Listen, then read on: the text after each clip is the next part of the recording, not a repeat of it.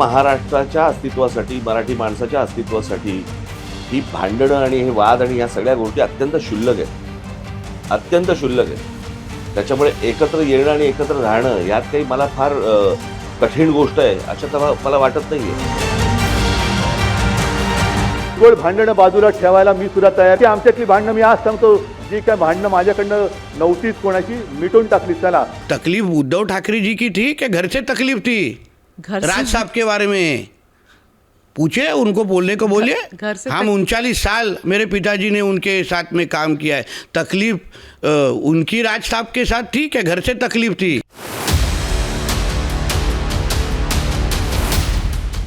इस वक्त महाराष्ट्र की सियासत में ठाकरे ब्रदर्स के फिर से एक साथ आने की चर्चा गर्म है. उद्धव ठाकरे और राज ठाकरे दोनों भाई महाराष्ट्र के हित में साथ आने की दुहाई दे रहे हैं. ऐसे वक्त में महाराष्ट्र सरकार ने कैबिनेट मंत्री और बीजेपी के दिग्गज नेता नितेश राणे के इस बयान ने ठाकरे परिवार के अंदरूनी कलह को सरेआम उजागर कर दिया है. और से सुनिए नितेश राणे ने एबीपी न्यूज को दिए एक्सक्लूसिव इंटरव्यू में क्या कहा. रश्मि वाहिनी की तकलीफ ज्यादा थी कि उद्धव ठाकरे की ज्यादा थी? आप कह रहे हैं तो कि ये जो अगर साथ में आना है तो तैयारी उद्धव जी को कौन पूछ रहा है? उनको पूछना चाहिए, रश्मि ठाकरे को पूछना चाहिए. चलेगा क्या? आप क्या बोलने की स्टेटमेंट कोशिश कर देने रहे के हैं? पहले नीतीश रश्मि की- वाहिनी को पूछा कि उनको पूछ. सुना आपने, उद्धव और राज के बीच दोस्ती की संभावना पर नितेश राणे ने एबीपी न्यूज पर इशारों में बता दिया कि उद्धव की पत्नी रश्मि ठाकरे ही दोनों भाइयों के बीच असली दीवार रही हैं. उनकी मर्जी के बिना उद्धव कोई बड़ा फैसला नहीं ले सकते, फिर चाहे वो भाई राज ठाकरे को साथ लाने का फैसला ही क्यों ना हो. जो शिवसेना को पहचानता है ना मेघा जी, हाँ. जिन्होंने उनको बहुत करीबी से ये सारा सब चीज देखा है, उनमें से हम लोग हैं. विकास आघाड़ी का सरकार तभी कौन चलाता था? उद्धव जी का ऑफिस कौन चलाता था? रश्मि ठाकरे और श्रीधर पाटनकर ये लोग सब लोग बैठ के वो सारी चीजें उधर करते थे. फैक्ट है ये सबको मालूम है.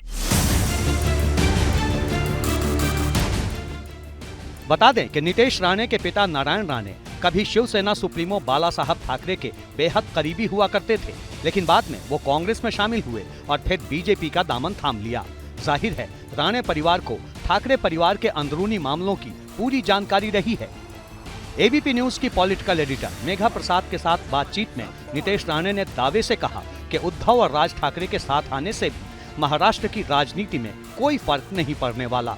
अब ये दो भाई आए नहीं आए क्या फर्क पड़ता है? मुझे ऐसा लगता है कि महाराष्ट्र की राजनीति और महाराष्ट्र के लोगों ने एक बहुत बड़ा मैंडेट 2024 को दे दिया है. उधर उद्धव ठाकरे और राज ठाकरे के साथ आने की संभावना के बीच दोनों पार्टियों के कार्यकर्ताओं में काफी गहमागहमी है.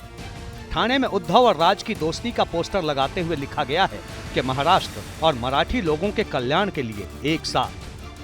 पिछले कुछ महीनों में ठाकरे ब्रदर्स के साथ की कई तस्वीरें सामने आई हैं. 15 दिसंबर 2024 को रश्मि ठाकरे के भतीजे की शादी में दोनों भाइयों की मुलाकात हुई थी. फिर 22 दिसंबर 2024 को राज ठाकरे के भांजे की शादी में दोनों की मुलाकात हुई. 23 फरवरी 2025 को अंधेरी में एक शादी समारोह में भी उद्धव और राज की मुलाकात हुई थी. सियासी जानकारों की माने तो महाराष्ट्र के मौजूदा सियासी हालात को देखते हुए उद्धव और राज दोनों को एक दूसरे की जरूरत है. खासकर विधानसभा चुनाव के नतीजों के बाद दोनों तरफ ये बेचैनी बढ़ी है और इसकी वजह है कुछ महीनों बाद होने वाला बीएमसी चुनाव.